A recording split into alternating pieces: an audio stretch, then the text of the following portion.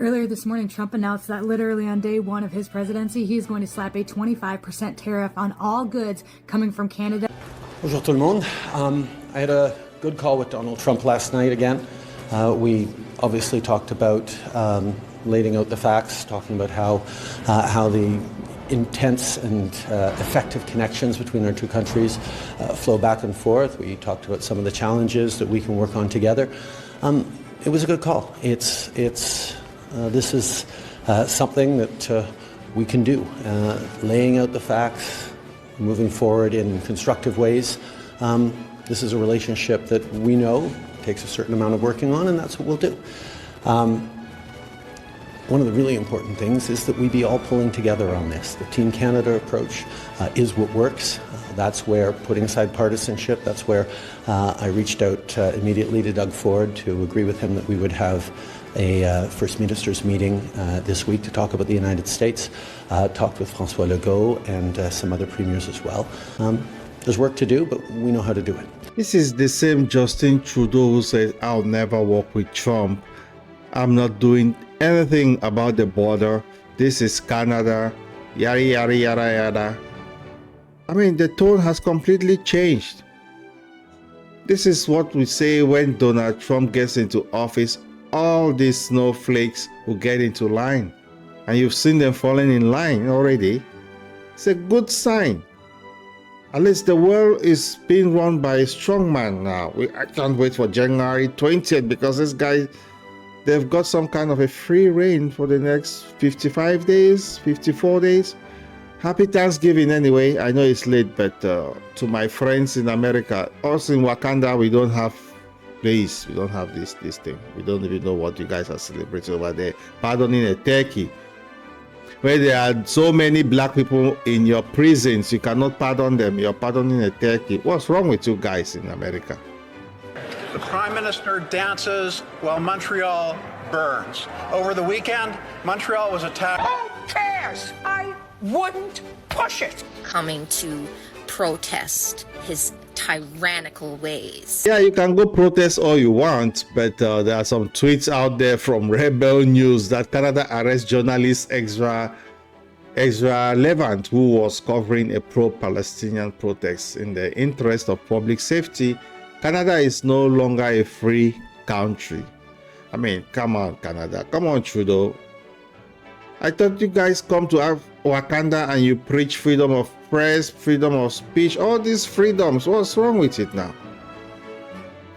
The hypocrisy is so glaring. I don't like this. I don't like this. This is unbelievable. You come to Wakanda and you're preaching freedom of a press, free speech, and I guarantee you, if he visits Africa tomorrow, he'll be talking about freedom of a press and freedom of speech. Let them protest if they want, right? It doesn't hurt. At the end of the day, justice will be done. Whoever is right, I don't have any dog in the fight, but whoever is, yeah, there's international bodies to take care of that.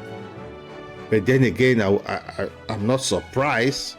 We are talking about a guy who is still wearing his Taylor Swift friendship bracelets. This is at the NATO summit. Wow. On the 25th of November. Wow. This guy, just 3 days ago. And it keeps giving. I thought I was the only one who was following this guy, but they are on his neck. Breaking. Justin Trudeau has just conceded to President Trump's tariff threat in less than 24 hours. I had a good call with Donald Trump. We talk about some of the challenges we can work on together. It was a good call. This is something we can do. Unbelievable. Like I said, his tone has changed completely. You know, even though he's the, I don't know, Prime Minister or President of Canada, he's scared of Trump. He is. He knows his time. This is not 2016 where everyone was scared. This time, Trump and his cabinet, they are not scared of anything. No matter what the liberals they bring now, they will face them head on. Head on. I can guarantee you that you can see the mood in this guy's eyes. The cabinet, you can see their mood. They are not in. I mean, have you seen the border czar, Tom Homan? He says, all you liberal governors or mayors, if you resist, you can stop them from whatever state law in, preventing ICE from deporting illegals. But there is a law in America, the federal law supersedes the state law, right? So Tom Homer says, if you cross the state law, we'll put you in prison. So this time they are not even scared.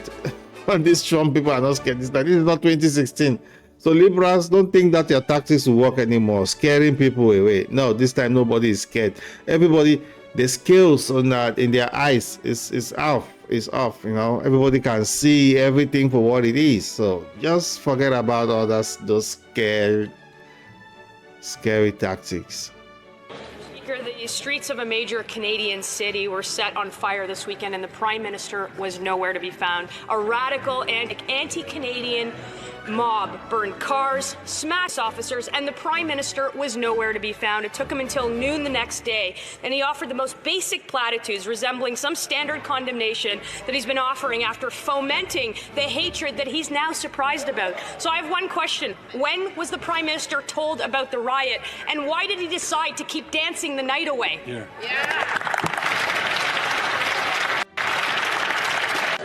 The Prime Minister dances while Montreal burns. Over the weekend, Montreal was attacked by a vicious anti-Semitic windows while the Prime Minister was busy dancing at a Taylor Swift concert. This is what we get from a Prime Minister who for 9 years has divided Canadians. He divided us by race, by religion, by region, age, and wealth. He's opened our borders to attack law-abiding Canadian citizens. The result?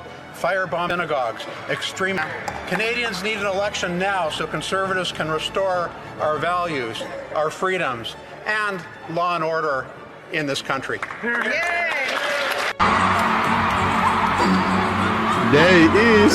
Oh, he went to a Taylor Swift concert, and is that sweet? And he's dancing and stuff. Meanwhile, Montreal was burning. Minister Justin Trudeau tweeted to Taylor Swift asking her to add a stop of her Eras tour in Canada this summer, saying, quote, "It's me. Hi. I know places in Canada would love to have you, so don't make it another cruel summer. We hope to see you soon." Residents are blasting him for the tweet. One person tweeting, quote, "Direct update on the state of Canada's economy." Another tweeting, quote, "Put out the wildfires, Justin." Joe, your reaction to this? Look, the responses have a point, but as I read his tweet there, I'm thinking to myself, he might be, trying to drum up some business for Canada too. Business. Taylor Swift is a huge economic draw. Sells out every concert. We're not talking arenas, we're talking stadiums, right. 80,000. This has generated billions of dollars, this tour. So I get it to a certain extent. It's easy to take a shot here. I'm waiting for Emmanuel Macron perhaps to say he loves Katy Perry and start tweeting at her. But look, bottom line is... Yeah, that is him. That was him shaking his butt at a Taylor Swift concert while the anti-Semitic rioters they stormed through Montreal, causing carnage. No, there's one thing to protest too, but if you start getting too far by being anti-Semitic or just targeting a particular group, then it's a problem. But of course, there's justification for the protests, what's been happening with the Israel-Palestine war. But you must know, and now there is all this backlash towards this guy, this spoiled child. Swift backlash video of Canadian Prime Minister Justin Trudeau dancing at a Taylor Swift concert while rioters clash with police in Montreal has ignited outrage.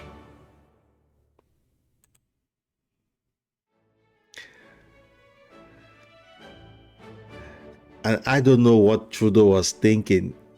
Doing this is just feeding, some red meat to the Conservatives in Canada.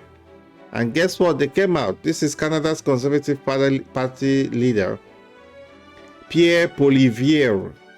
Canada's Conservative Party leader slams Justin Trudeau in lengthy statement over shocking anti-Semitic riots in Montreal.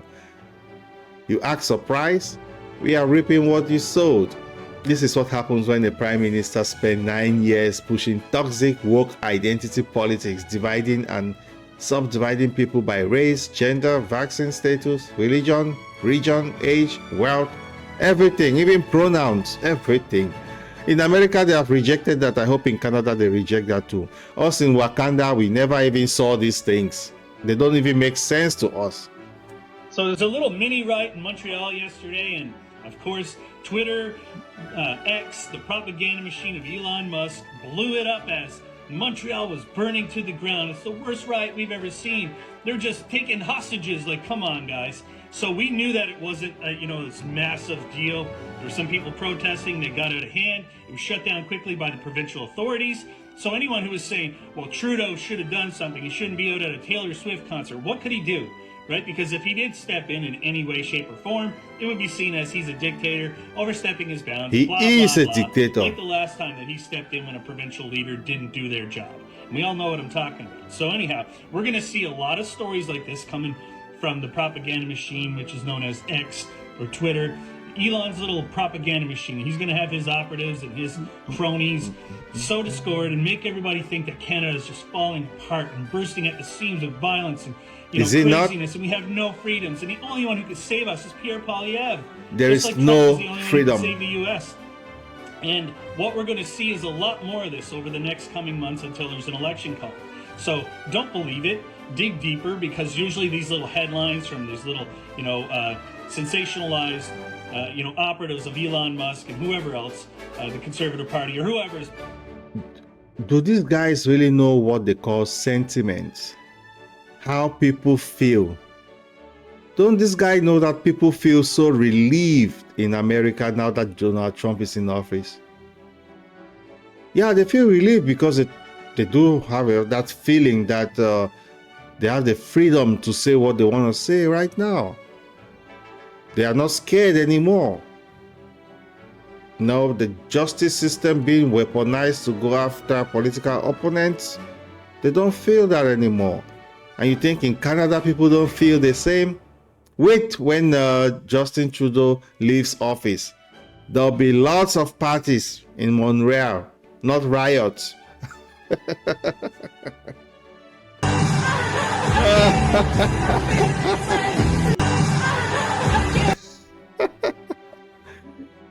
Oh, guys, I hope you're having a laugh. The world is now saying again, we are not having fun. We can laugh over things like this and not be scared. Yeah, in Wakanda, yeah, we are just drinking and partying and like, oh, yeah, everyone feels good. Maybe I'm drunk right now. No, I don't know that. Anyway, that's it for today. Thanks for tuning in to Black Coffee Podcast. I'll see you in the next one. Cheers.